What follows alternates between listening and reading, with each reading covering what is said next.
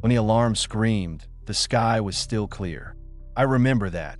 The impossible quiet before everything fell apart. The sun hadn't even risen above the ridge yet, just that bruised blue glow across the clouds. We'd had meteor warnings before. This one felt different. The orbital sensors went offline in under a minute, comms scrambled, and every display in the outpost lit up with red code I'd never seen before. "Lieutenant Rains, get topside. Now." That was Commander Holt's voice over the static. Calm, controlled, until it wasn't. I grabbed my pressure jacket, sealed the collar, and stepped outside. The air was sharp and cold, thin enough to burn my lungs. Beyond the landing fields, the horizon was on fire. At first, I thought it was sunrise. Then the light kept growing, too fast, too white. It spread in a ripple across the upper atmosphere, refracting off the colony's dome panels like a mirrored wave. I raised my visor shade, squinting against the glare. One thought hit me like a gut punch. That's no meteor. "Command, this is Rains. I've got visual on incoming. Trajectory suggests controlled descent. Repeat, controlled." The transmission cut off mid-sentence. My HUD flickered to black. Then, for a split second, every device within sight, the floodlights, the rovers, the perimeter sensors, flared and died. The silence that followed felt heavier than any explosion. By the time I reached the control deck, the entire colony was awake. Holt was there, leaning over the holomap as data sputtered and glitched across it. "Power surge from orbit," she said. "Whatever that thing is, it's jamming every channel we've got." "How big?" I asked. She looked at me, and I could tell she didn't want to say. "Roughly 2 clicks wide. Dense metal signature, but it's not reading like an asteroid. No fragmentation pattern. It's slowing down." That last line landed like a hammer. "Slowing down?" She nodded. "And it's changing orientation. It's aligning with the colony." The others, technicians, engineers, off-duty crew, stared at the map. The falling object wasn't falling anymore. It was steering. Could be debris from the old relay network, someone offered weekly. Or automated junk. "Junk doesn't decelerate at Mach 20, Holt said. "Prepare ground batteries. I want every shield active before it crosses the Terminator." An hour later, the colony's defense perimeter came alive. 12 rail batteries positioned around the settlement, powered by geothermal cores buried deep beneath the crust. We hadn't used them in years. The last hostile contact had been pirates, not a celestial body dropping from orbit. The tremors started before dawn. I could feel them through the soles of my boots. The impact shockwave hit somewhere east, over the salt flats. Every glass panel within 50 meters rattled, alarms flaring again as dust rolled across the valley like a living tide. Through the haze, the object came into view. It wasn't burning anymore. It was glowing from within. A massive, angular structure embedded in the desert floor, half buried but intact. The hull shimmered with dull, iridescent light, the color shifting like oil on water. Even from a distance, it looked designed. The first thing I noticed was symmetry. Asteroids aren't symmetrical. "Jesus," someone whispered beside me. "It's a ship." Command deployed 3 scout rovers immediately. I joined the second team, equipped with field armor and short-range comms. Our long-range channels were still dead. The ride out to the crash site was 20 clicks of silence and static. The desert stretched endlessly, flat, silver, reflecting the dim morning light. The object loomed larger with every kilometer until it filled the entire horizon. "Control, this is Recon 2, visual confirmed. It's not a meteor. Structure appears artificial. Surface temperature stable. No radiation spike." No reply, just a burst of static that sounded almost like breathing. "Signal's still jammed," my partner said, adjusting the comm rig. "Feels like we're driving straight into a blind spot." "Keep going," I said. When we reached the crater's edge, the rover's systems flickered and died. The object, the ship, was massive, shaped like a broken spearhead, black metal scarred and folded inward from impact. Its surface was etched with lines that pulsed faintly, like veins beneath skin. I could feel the vibration through the ground, steady, rhythmic, almost organic. "Do you hear that?" my partner asked. I nodded. "It's running." We approached on foot, rifles drawn, but uselessly light against something that size. At the base of the structure, a section of the hull had cracked open, revealing a dark cavity beyond. The air there shimmered faintly, bending light like heat haze. My helmet sensors couldn't parse it. Temperature, radiation, all flatlined. "I'm sending a drone in," I said. The drone buzzed forward, its lights cutting a narrow beam into the dark. For a second, the feed was clear. Then the image broke, just streaks of white noise and shapes moving too fast to be real. "Rains," my partner whispered. "We shouldn't be here." Before I could answer, the ground shifted under us. A low, resonant hum rolled out from the structure, deep enough to shake my ribs. The sand at our feet lifted in tiny ripples. I stumbled back as the hull began to move, folding and unfolding like an enormous machine exhaling for the first time in centuries. "Fall back. Now!" We scrambled up the ridge as the fissure widened. Light spilled from inside, blue-white and cold. Someone stepped out. At first, I thought it was a reflection, a trick of light. Then it moved against the glare. The figure was tall, slender, humanoid in outline, but wrong in the details. Its limbs were jointed differently, its posture too balanced, too deliberate. The surface of its body looked like armor, seamless and pale, with light pulsing beneath translucent layers. It didn't stumble. It didn't breathe. It just stood there looking at us. My instinct kicked in. I raised my rifle, hands shaking. "Don't," my partner hissed. "It's not attacking." But it was watching. Another form appeared behind it. Then another. 3, 5, a dozen. All emerging from the breach in perfect silence. No weapons visible, but their presence radiated control, like soldiers walking into familiar ground. "Control, this is Rains." I tried again. "We have contact." I repeat, "We have." Static. The lead figure tilted its head, as if listening. Then it did something I'll never forget. It spoke, not in words, not sound, but a pulse, a vibration that rattled through my helmet, through my bones, through the very air. My visor flickered, then lit up with unreadable symbols, streams of data racing across the display faster than any language could form. Then it stopped. The figures turned their heads toward the colony, barely visible on the far horizon, and started walking. We followed at a distance, too stunned to stop them, too afraid to get closer. As they moved, the air shimmered around them, distorting like gravity itself was bending. The sand didn't crunch under their feet. It shifted as if repelled by invisible force. "Command needs to see this," my partner said. "We need backup. Airstrike, orbital drop, something." "There's no orbital," I said. "No signal. We're on our own." The words felt heavier than the rifle in my hands. By the time we reached the first perimeter ridge, colony defenses had powered up, rail batteries humming, auto turrets scanning the desert. I could see Commander Holt on the tower, barking orders, her voice carrying through the thin air. "Rains. Report." "They're not debris," I said. "They're soldiers." Her jaw tightened. "How many?" "At least 20. Maybe more inside. And their ship. Still active. It's not wreckage, it's landing gear."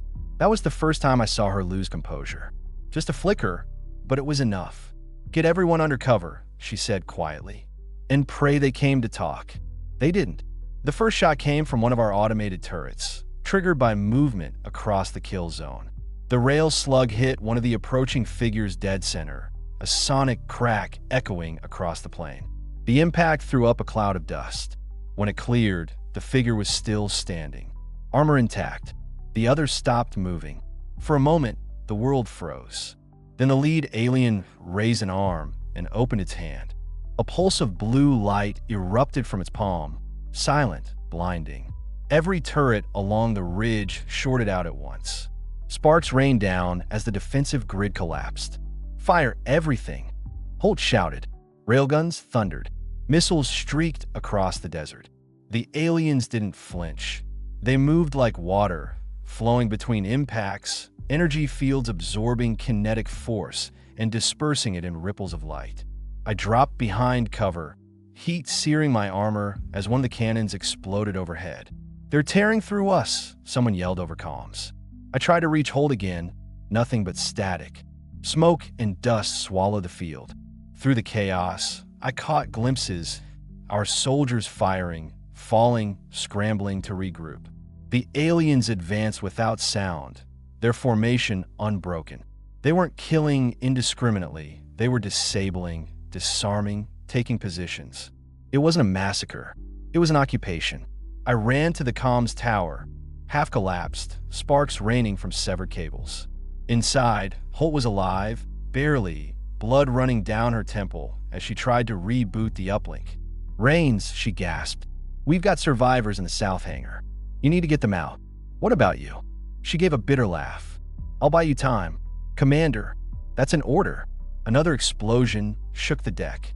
Holt shoved a data core into my hand, small, black, encrypted. "If they take this colony, they can't take what's in here. Find a shuttle. Get off-world." I hesitated only a second before nodding. As I turned to leave, she grabbed my wrist. Her eyes were clear despite the blood. Rains, whatever they are, they knew exactly where to land. This wasn't random. Then she pushed me toward the exit. Outside, the colony burned. The sky was full of ash, the horizon glowing red. The alien formation had reached the inner perimeter, moving with precision, cutting through our defenses methodically.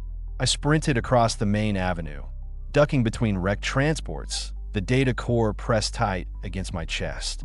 Somewhere behind me, the command tower imploded in a burst of blue light. I didn't look back. At the hangar, a handful of survivors were prepping a shuttle, scorched, half-fueled, but still intact. "Lieutenant, over here." It was Sergeant Vega, face smeared with soot. "Any word from command?" I shook my head. "We're it." He grimaced. "Then we make it count." We sealed the hatch and powered the engines. As the shuttle lifted off, the colony shrank below us, a patchwork of fire and ruin. Beyond it, the alien vessel still glowed faintly in the desert, perfectly still, like it had finished what it came to do. But as we broke through the thin upper clouds, something else appeared on the horizon.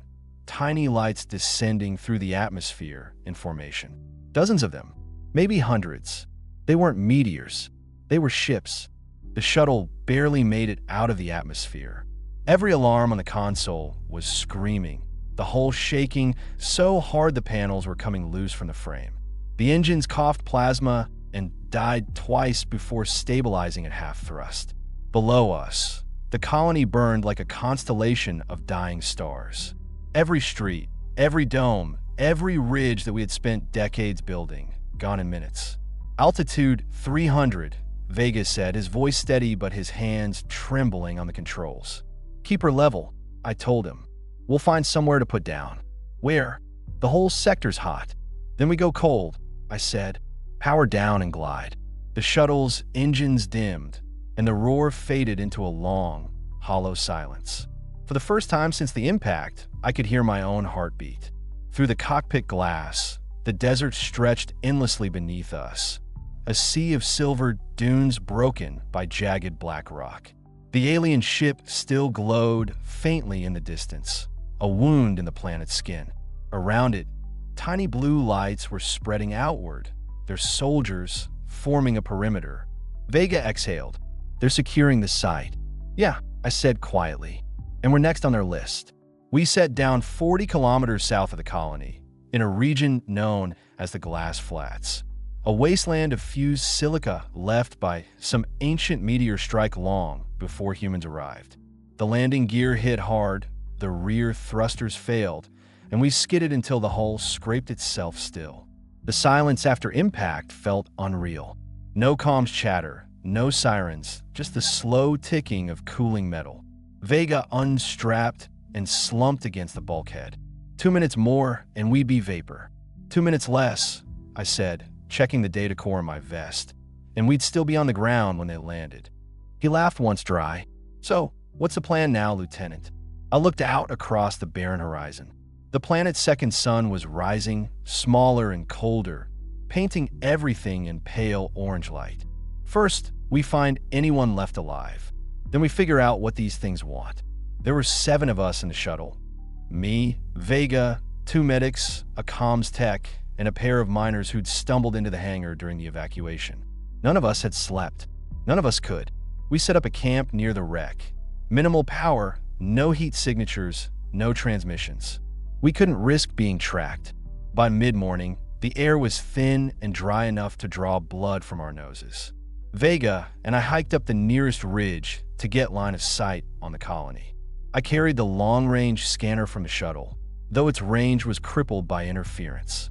From that height, the colony looked dead, but as I magnified the image, I saw movement. Columns of the humanoids, hundreds of them, marching in formation. Not random, organized. Their ships were landing farther out now, beyond the eastern ridge, like a full-scale deployment. "What are they doing?" Vega muttered. "Building something," I said. "Or looking for something." He looked at me. "You think they came for us?" I wanted to say no. I wanted to believe this was a mistake, that humanity just happened to be standing in the wrong place at the wrong time. But Holt's last words echoed in my head. They knew exactly where to land. "Yeah," I said. "I think they did." By nightfall, the temperature dropped below freezing. We huddled inside the shuttle, running heaters for 10 minutes at a time to save power. The comms tech, Kira, worked in the corner, trying to decode the static that filled every frequency.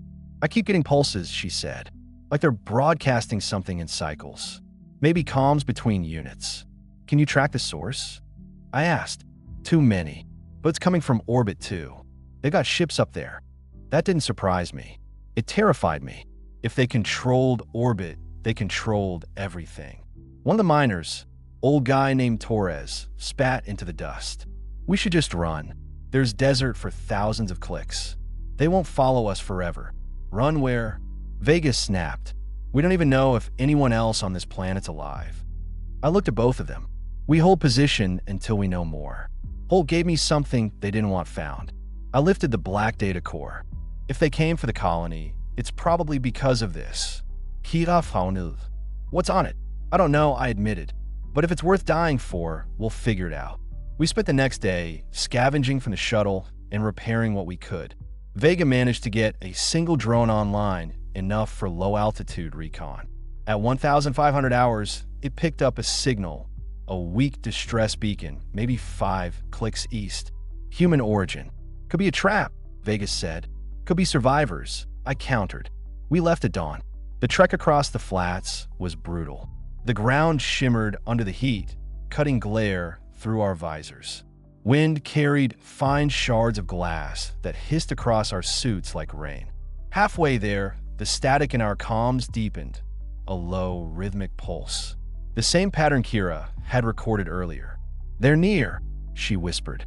The beacon led us to a ravine where the glass surface fractured into layers of ash and stone. There, nestled under an overhang, was a crashed transport, one of ours.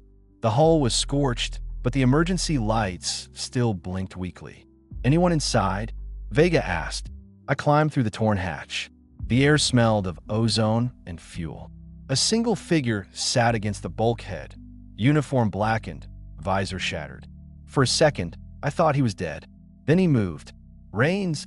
The voice was faint, cracked with dehydration.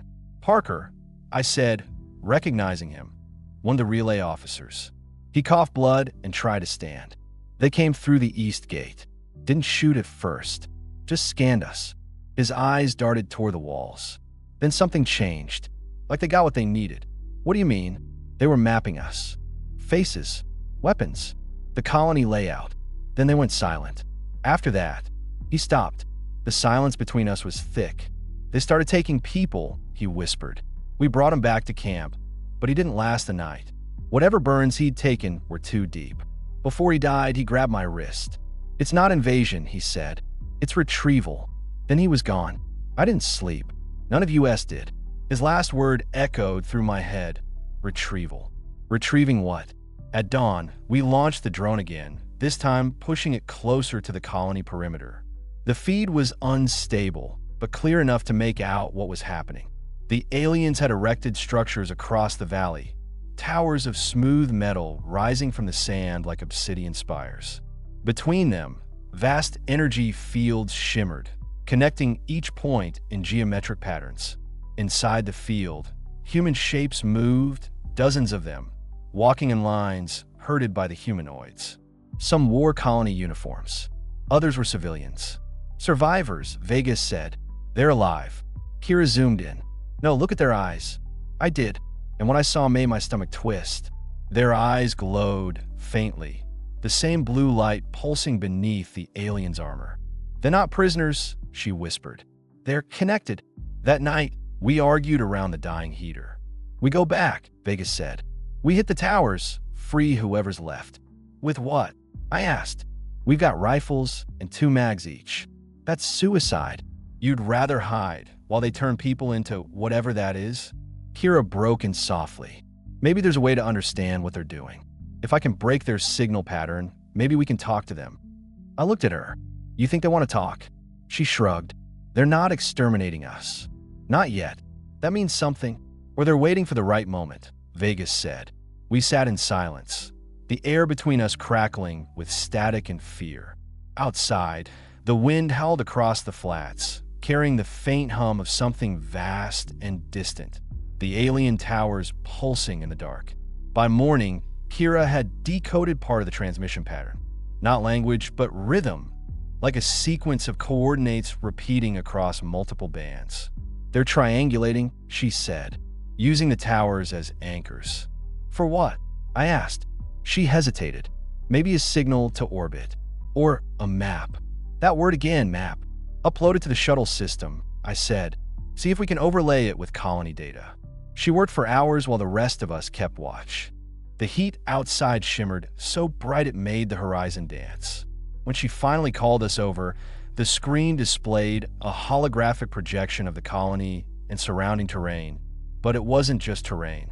Beneath the surface, deep within the crust, were structures, symmetrical, metallic, ancient. Those aren't ours, Vegas said. Kira nodded. They've been here a long time. Suddenly, Holt's last words made sense. They knew where to land. They didn't come for us. They came for what was buried beneath us. That evening, a shadow crossed the horizon, something enormous moving through the upper atmosphere. At first, I thought it was another asteroid. Then it changed course. A ship, not like the one that crashed. Bigger, smooth, elliptical, radiating energy. It drifted silently toward the colony, then anchored itself above the towers, its underside glowing with the same geometric patterns. They're building a network, Kira said. Planetary scale. How long until it's active? Vega asked. Hours. Maybe less. We couldn't wait any longer. If that network activated, whatever they wanted from the planet would be gone, and humanity's first colony would be erased. I called everyone together. We hit the core tower before they finish. We overload its power conduit and shut the whole thing down. Torres laughed bitterly. You planning to walk up to them and ask politely? No, I said. We go in under the sand, through the old mining tunnels. The flats had dozens of them, dug years ago to extract silica and rare elements. Most were collapsed or unstable, but one line, Tunnel 4, ran close enough to reach the colony's southern perimeter. If we could get there unnoticed, maybe we had a chance. It was madness, but it was the only plan we had. We left just before dawn, carrying minimal gear, rifles, explosives, and the data core. The wind had risen overnight, sweeping thick dust over the flats and covering our tracks. The tunnel entrance was half buried under a dune. We forced it open and descended into the dark. The air was stale, metallic, echoing every breath. Our helmet lights cut narrow paths through the dust. For hours, we moved in silence, guided by Kira's tracker.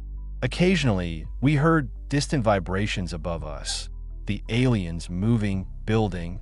Each sound made my pulse spike.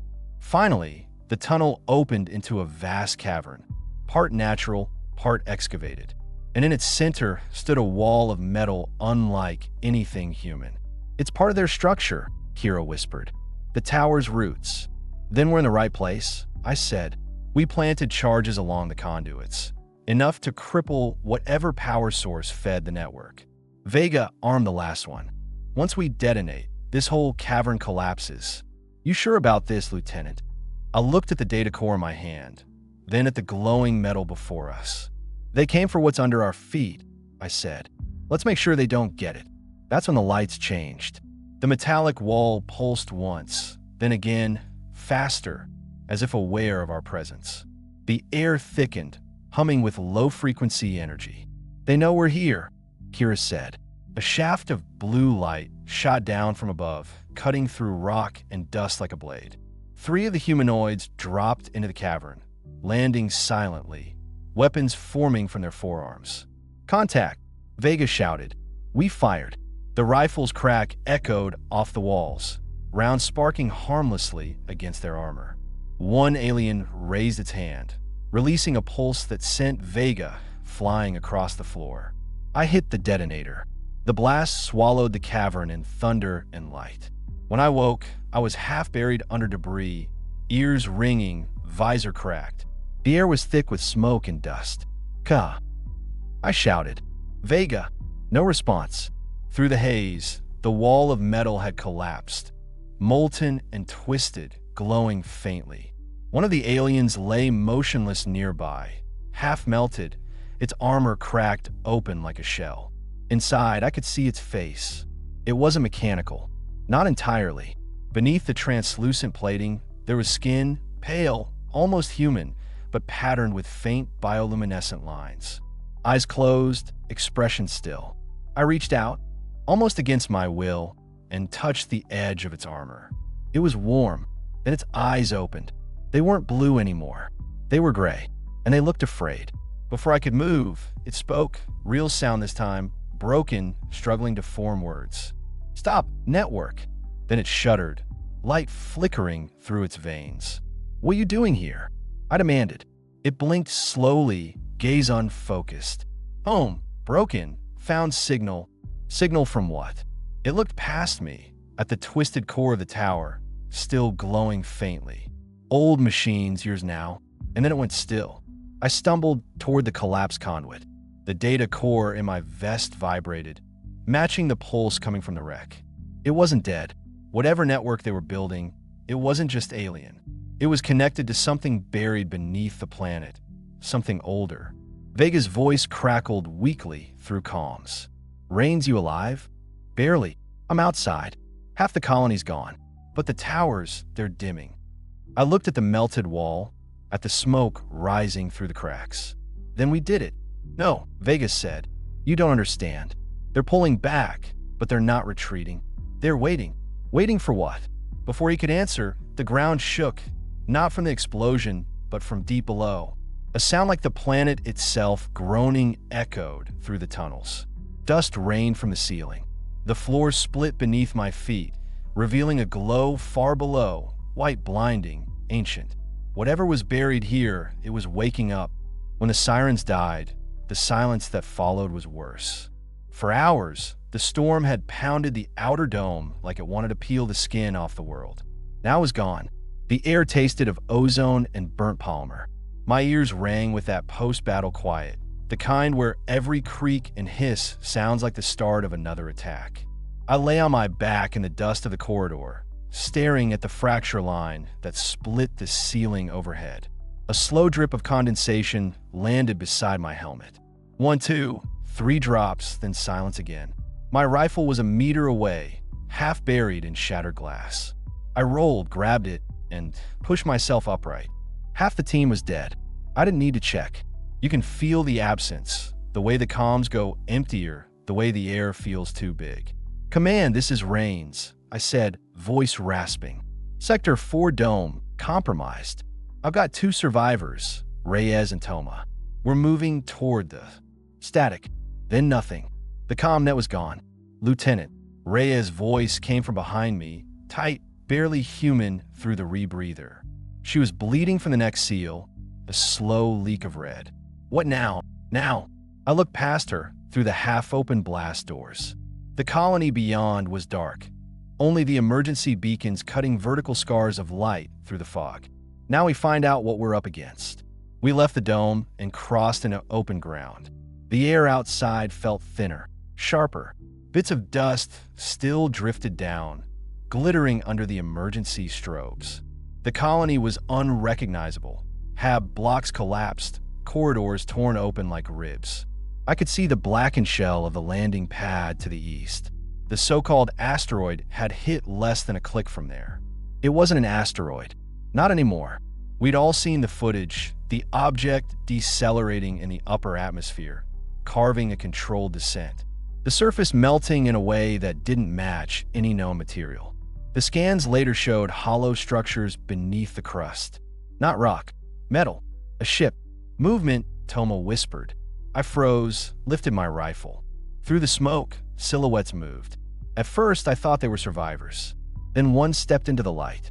Its armor was bone white, slick like wet stone. The shape was human. 2 arms, 2 legs, but the motion wasn't. Too fluid, too deliberate. The faceplate reflected our strobes in long vertical lines, like the slit of an insect's eye. The alien turned its head, stared straight at us. "Contact!" I shouted. The creature raised its weapon, a narrow, pulsating lance that hummed like a living thing, and fired. The blast tore through the air, missing by inches. The wall behind me liquefied. We dove for cover behind a half-collapsed transport crate. "Reyes!" "I'm fine," she shouted, firing back. Her round sparked against the alien's armor, but didn't penetrate. It flinched, though reacted. "Not invincible," I muttered. "Good." We returned fire in short bursts, moving between cover. Thomas threw a flash charge. It exploded in a burst of white plasma. When the light cleared, the alien was gone. "Did we get it?" Reyes asked. "No." I pointed to the shadows. "It's moving fast." Then came a sound I'll never forget, a low, resonant vibration that made the ground tremble. It wasn't mechanical. It felt alive like a pulse. More of them were coming. "Fall back," I ordered. We ran through the wreckage, dodging debris, smoke curling around our helmets. The pulse grew louder, closer. For a moment, I thought it was in my chest, synchronized with my heartbeat. Then I realized our sensors were reacting. The signal wasn't sound. It was something else. A transmission. They were talking to each other. We reached the comms tower. The top half had collapsed, but the lower decks still had power. I sealed the hatch and slumped against the console. Reyes began running diagnostics, her hands trembling. "Can you boost the long-range transmitter?" I asked. "Maybe," she said, "but the relay satellites are gone.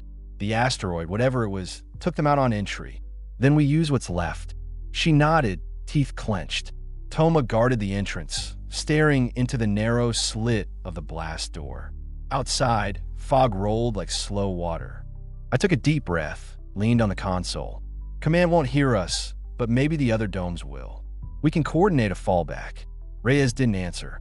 Her eyes were locked on the monitor. "Reyes, there's something here," she whispered. "In the system. Not data, patterns. I think it's language." "What?" "The transmission we picked up earlier, the one that scrambled our sensors. It's still broadcasting. Look." She expanded the waveform. The pattern repeated, then shifted, like syntax evolving mid-sentence. "It wasn't random. They're sending a message," she said, "and it's changing every time we jam it. Changing how? Adapting. Like it's learning from us." An explosion tore through the tower. The floor shuddered. Toma fell back, clutching his rifle. "They're breaching." "Move!" I grabbed Reyes by the arm and pulled her toward the service ladder. We climbed down as the upper level collapsed in fire and smoke. The lower chamber was a labyrinth of conduits and storage tanks. I could barely see through the steam. A blue light flickered at the far end, a secondary control node still active.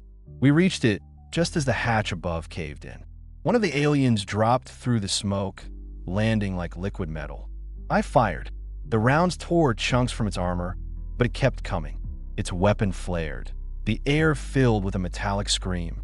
Toma stepped forward, shouting, and slammed an explosive charge onto the alien's chest. "Go," he yelled. The blast threw me and Reyes against the wall. When I opened my eyes, everything was white noise and static. Toma was gone. So was the alien. Hours blurred after that. Reyes and I reached an old maintenance tunnel that led beneath the colony's hydroponic arrays. It smelled of rot and coolant. We followed it until we reached a sealed bulkhead, marked with yellow tape. "Quarantine zone." "Can you get it open?" I asked. She hesitated. This section wasn't on the original maps. Then someone added it later. I pointed to the console. Do it. The door groaned open. Inside was a small chamber, dimly lit, lined with equipment that didn't match any standard colony tech. The walls pulsed faintly, like veins under skin. What the hell is this? I whispered. Reyes approached one of the panels. This isn't ours. Meaning this structure, it predates the colony. You're saying we built over this? She nodded slowly. Or someone wanted it buried. Before I could respond, the room flickered. The strange organic panels brightened, responding to our presence. The same pulse I'd felt earlier, faint, rhythmic, filled the air. Rains, Reyes said softly. I think the asteroid didn't come for us. I think it came because of this. The lights snapped off. In the dark, a voice, not human, spoke through the static of our comms. Not words, not even sound, just pressure and tone, a shape in the noise. My neural implant translated automatically, generating fragments on my HUD. Return. Custodians. Containment breached. Reyes gasped. They're not invaders, she said. They're reclaiming something. The walls began to shift, literally moving, contracting. I backed toward the bulkhead, raising my rifle. We're leaving, I said. Wait, she said, stepping closer to the central console. If we can decode the signal, maybe we can… Reyes moved, but it was too late. The light engulfed her. Her body went rigid, suspended in midair, eyes wide but unseeing. The pulse intensified, faster, deeper, sinking with her vitals. Reyes. I lunged forward, grabbed her shoulder, and the pulse hit me too. For an instant, I saw everything. Not visually, more like memory. Images burned into my skull. A world consumed by war. Figures of light in bone-white armor. A vault buried beneath alien soil. A weapon sealed away. Then the flash ended. I was on the floor. Reyes collapsed beside me, breathing but unconscious. Above us, the wall cracked open, revealing a tunnel leading deeper underground. And from that darkness came movement. Dozens of silhouettes, tall and human-shaped, approaching silently. I pulled Reyes onto my shoulder and staggered back toward the exit. My rifle was shaking in my hands. While I looked back, one of them stepped into the light. Its faceplate retracted, revealing eyes, silver, reflective, but unmistakably human. I froze. Not alien, not machine, human, or what was left of one. The figure spoke, voice distorted but clear. You built your colony on our graves. We warned them not to wake it. Then everything went white. When the light faded, I was on my knees. The world swayed, colors pulsing in waves. My visor display flickered, rebooted, then steadied. Reyes was still breathing beside me, shallow but alive.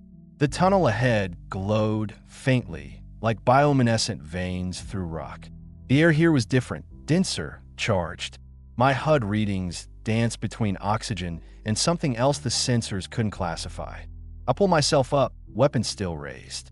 Identify yourself, I said into the dark. The figure from before stepped closer, its white armor faintly luminous. Beneath the retracted faceplate, a man's face, ashen, scarred, eyes like mirrors. He looked wrong, like the proportions had been adjusted by something that didn't fully understand humans. We were sent here once, he said. His voice wasn't through the comms now. It came from his mouth, raw, broken. We were the first. The first what? I demanded. The first to fail. Reyes stirred, groaning. I helped her up. She blinked, saw him, and froze. Rains, he's human. Was, the man said softly. Not anymore. His eyes caught the glow from the walls. For a second, I saw movement inside them, like fluid mechanics under glass. What happened to you? I asked. He glanced past me, toward the surface. You built your colony on a quarantine site. Decades before you arrived, a deep space expedition crashed here. We found something under the crust, a biomechanical intelligence. We tried to contain it. He gestured to the tunnel walls. It contained us instead. I felt the blood drain from my face. The alien structures, the ones under the dome. They're not alien, he said. They're part of the containment lattice. It kept the organism dormant until your people began drilling for geothermal energy. You woke it. Reyes staggered forward, shaking her head. Then what about the asteroid? The ones that attacked us? He met her eyes. That was us. The few who escaped orbit. We came to finish what we started. To wipe it out. I asked. He nodded. And you with it, if necessary. A deep rumble rolled through the ground. The lights along the tunnel walls pulsed faster. The air thickened, vibrating with low frequency. They know we're here, he said. Who? Reyes asked. He looked back into the tunnel, face tightening. The ones that stayed behind. I raised my rifle again. You mean more of you? He shook his head slowly. Not anymore. We ran. The floor trembled with each pulse, dust falling from the ceiling. We passed chambers lined with dormant pods, transparent, filled with shapes that looked almost human. What the hell is this? Reyes whispered. Cryostasis, the man said. Thousands of them. Volunteers, soldiers, colonists. We were supposed to merge with the containment AI to keep it dormant, to monitor it from within. But it adapted and turned you into this. He didn't answer. The tunnel ended in a circular chamber. In the center, an enormous vertical structure, crystalline, humming with inner light. The same pulse we've been feeling radiated from it. The core, he said. That's where it began. Reyes stared at it, transfixed. It's beautiful. It's a prison, he said. No, she whispered. Look, the surface of the core shifted, forming shapes, patterns that looked like neural networks, then like constellations. It was showing us something. The man stepped closer, his armor flickering. It's communicating again. Don't. Reyes reached out before he could finish. Her fingers brushed the surface. The pulse surged. Light exploded across the chamber. I was thrown back, hit the wall hard enough to knock the air from my lungs. When my vision cleared, Reyes was on her knees in front of the core. The light had spread into her, tracing her veins like circuitry. Reyes. I crawled toward her. She looked at me, eyes burning white. I can hear it, she whispered. It's not trying to kill us. Step back. She shook her head. It's afraid. The core's pulse slowed, synchronized with her breathing. The ground stopped trembling. The air felt calm, unnaturally so. The half-human man stared, stunned. She's interfacing. The organism must see her as a link. Then shut it down. I shouted.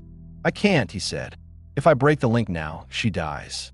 But if we don't, the lights changed again, red now, violet. The walls began to ripple. Too late, he said. The others have found us. From the tunnels came motion, shapes emerging, dozens of them. Not human, not machine.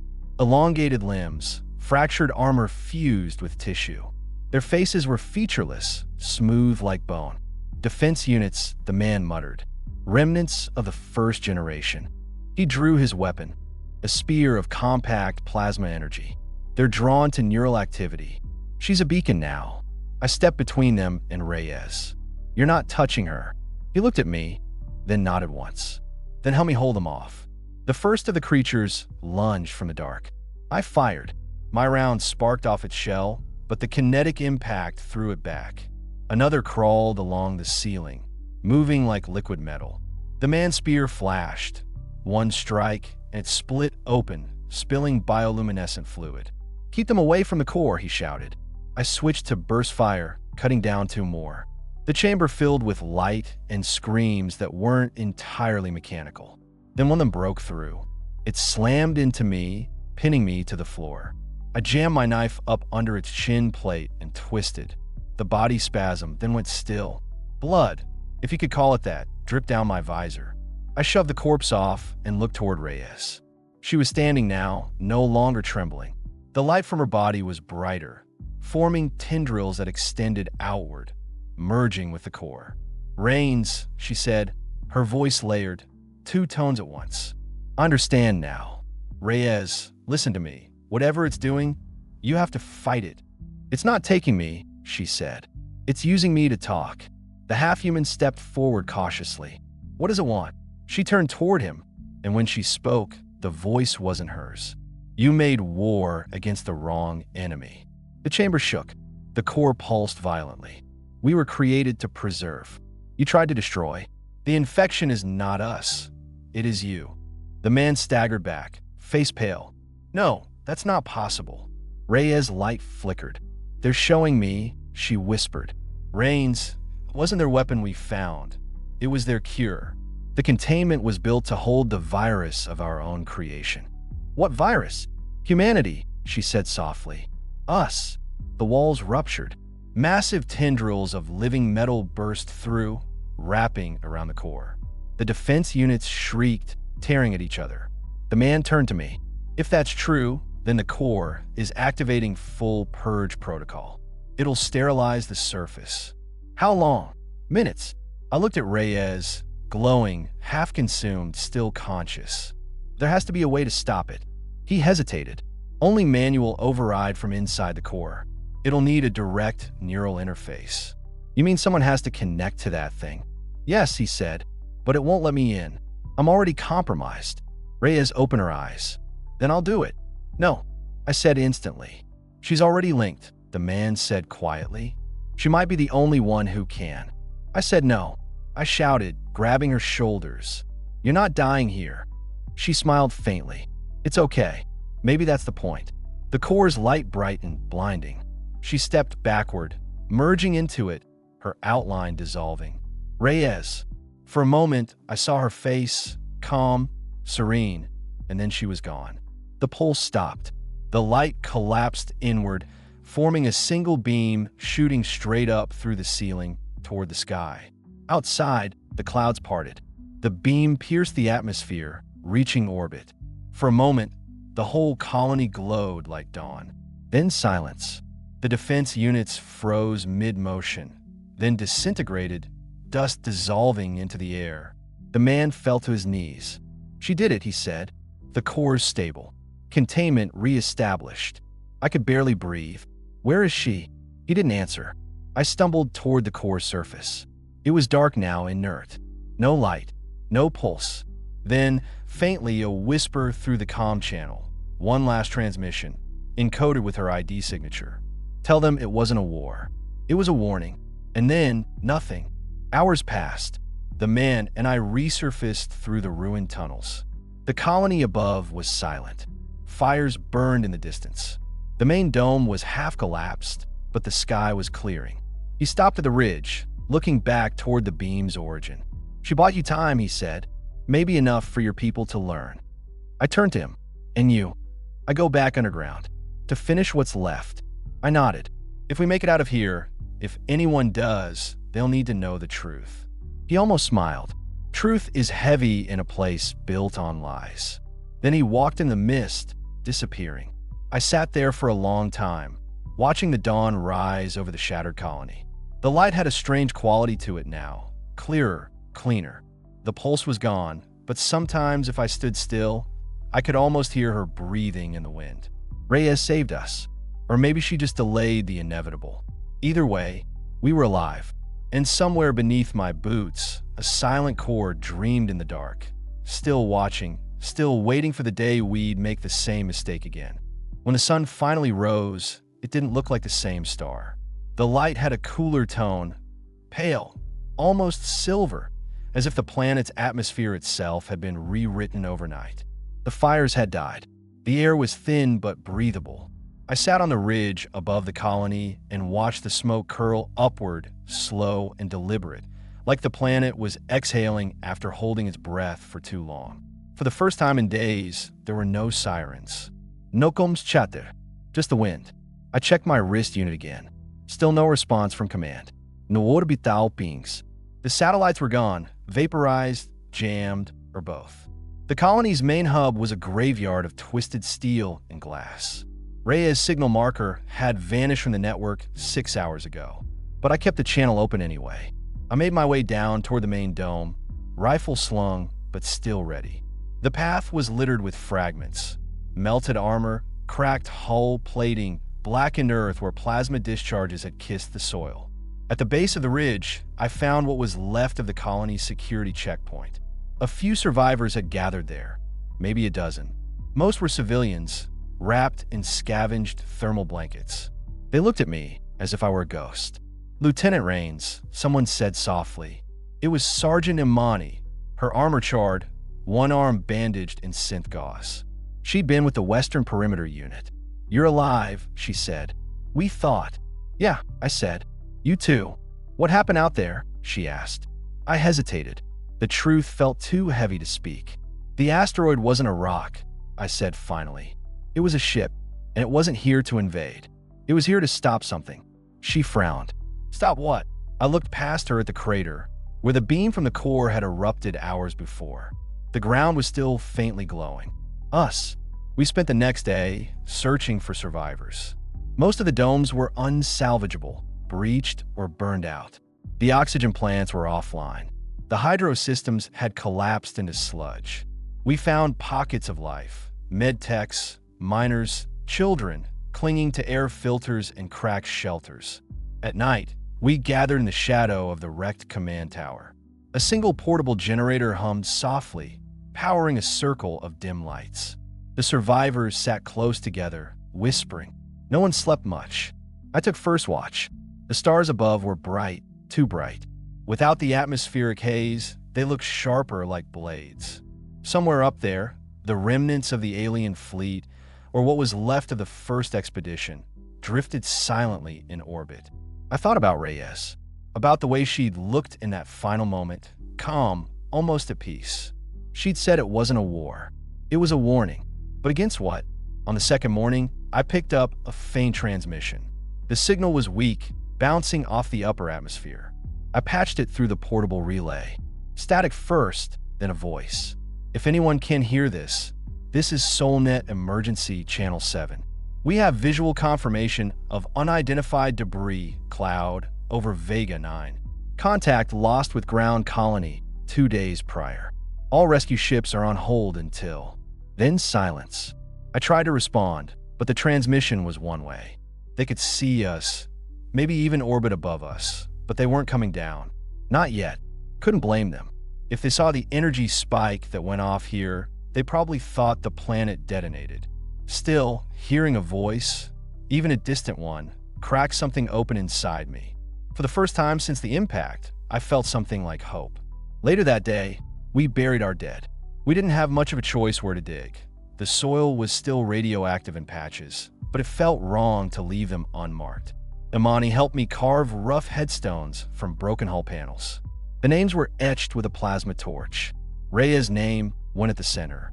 No one spoke during the burial. Words didn't fit. The air felt sacred in its silence. When we were done, I walked a few meters away and looked back toward the horizon. The core site still shimmered faintly in the distance, a vertical scar of glass and fused rock. Every few seconds, I thought I saw movement there, a flicker of light, like something breathing beneath the surface. It wasn't over. I knew that. It was contained, not ended. That night, while the others slept, I went back to the crater alone. The air grew colder the closer I got.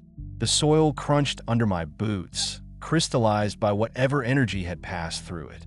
At the center, the ground sloped into a bowl-shaped cavity.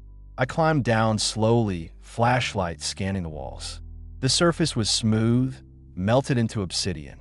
And there, at the very heart of it, lay a single piece of metal, a fragment of white armor, still warm.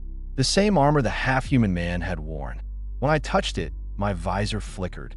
My neural link activated automatically, detecting a data echo. And then, her voice. "Rains, if you found this, it means the system stabilized." I froze. The voice wasn't live. It was a recording embedded in the material.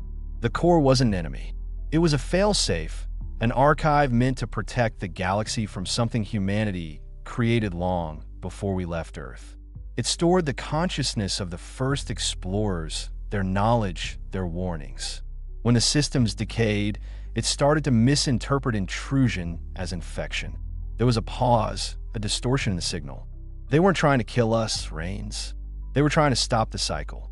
Every colony, every world we touch, we consume, extract, leave ruin. They saw it coming, and they built the core to preserve what we destroy. Another breath. I think I can still see them. The ones we call aliens, they remember being human. Maybe part of us always remains somewhere. Her voice softened, almost a whisper. If you get this to command, tell them the truth. Tell them not to come back here. Not yet. Let this world heal. Then silence. I sat there for a long time, holding the fragment. The cold seeped through my gloves. Above me, dawn began again, the second since the collapse. The light struck the crater just right, and for a brief moment, I saw reflections, not just of myself, but of shapes, faces, echoes in the glass. The ones who came before, the ones who never left. 3 weeks later, we had built a perimeter camp near the old mining zone. The survivors numbered 52. We had enough rations for a month, water for less if the filters failed. Command still hadn't sent anyone. I wasn't sure if that was good or bad. We salvaged solar units, patched a comm array from the wreckage. I helped Amani rig a short-range beacon to send automated distress pings. Low bandwidth, slow, but it made us feel less invisible. At night, the stars looked different again. The orbital debris cloud was drifting, glowing faintly as it burned in the upper atmosphere. Sometimes we'd see streaks of light, like shooting stars. The others thought it was beautiful. I knew better. Those were bodies, machines, pods, fragments of whatever was left of the first expedition burning up on re-entry. A graveyard in motion. On the 30th day, the beacon picked up a reply. A single line of code. No origin ID. Just a message. Do not leave surface. Quarantine protocol extended. Transmission verified. Reyes. Imani read it twice, then looked at me. That's impossible, she said. I stared at the console. The message header contained a digital signature, Reyes neural imprint. Impossible to fake. She's alive, I said. Alive where? I looked toward the core site. Underneath. The decision wasn't logical. It wasn't tactical. It wasn't even sane. But logic had stopped matching the moment she stepped into that core. At dawn, I packed my gear and left without telling the others. The path to the crater was quiet, untouched since the burial. The air carried a faint electrical tang. When I reached the edge, I saw the surface had changed again. Cracks had spread in a perfect circle, glowing faintly from within, like veins under translucent skin. I descended carefully, boots slipping on glassy slopes. At the center, the ground pulsed once, a single heartbeat. Then I heard her voice. Not through the comms, not through the implant, just there in the air, soft as breath. You came back. Reyes. I whispered. Not exactly. The light beneath the glass shimmered, forming faint outlines. Not a person, but something shaped like memory. The system retained part of me. Enough to think. Enough to warn you. Warn me about what? They'll come again. Maybe not tomorrow, maybe not for years. But when Command learns the core stabilized, they'll want it. They'll want to study it, weaponize it. Then we'll stop them. No, Rains. You can't fight what you are. Her tone softened. But you can choose what comes next. Protect this world. Let it be the first place humanity learns restraint.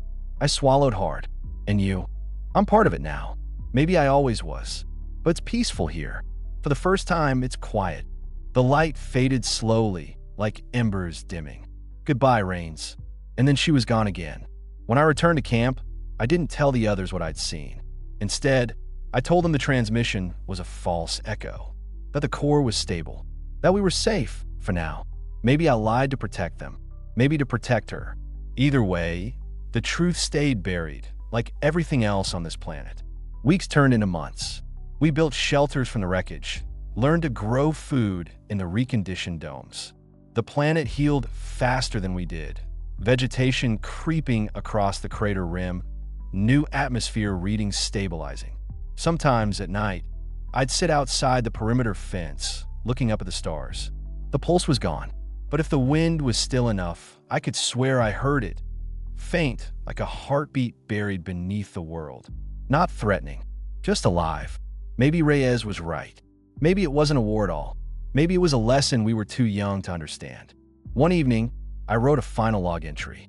I didn't encrypt it. I wanted anyone who found it to know. This is Lieutenant Rains' Vega 9 colony. The event we experienced was not an invasion. It was a correction.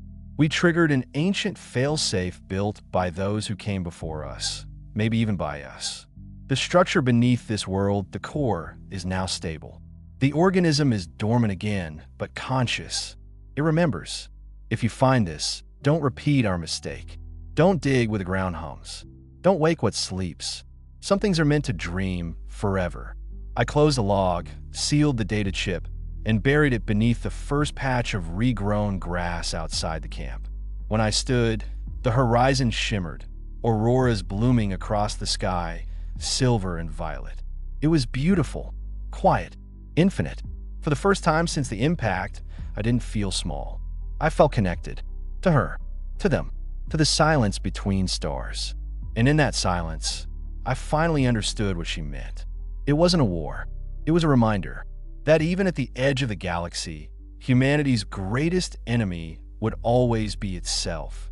And the only thing vast enough to forgive us was the universe we kept trying to conquer.